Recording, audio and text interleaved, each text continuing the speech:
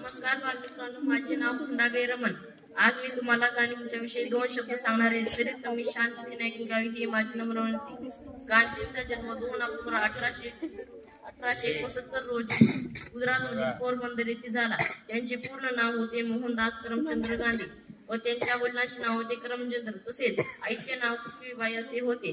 गांधीजींना लाडाने बापू असेही म्हणत। गांधींचे प्राथमिक शिक्षण पोरबंदर व माध्यमिक शिक्षण राजकोट व वकिलीचे शिक्षण इंग्लंड येथे झाले। त्यावेळी भारतात इंग्रजांची सत्ता होती।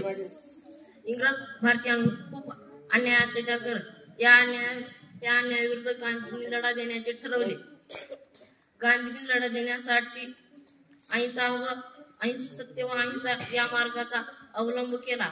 गांधींनी अखेर 30 जानेवारी 1948 रोजी या जगाचा अखेरचा निरोप घेतला। धन्यवाद।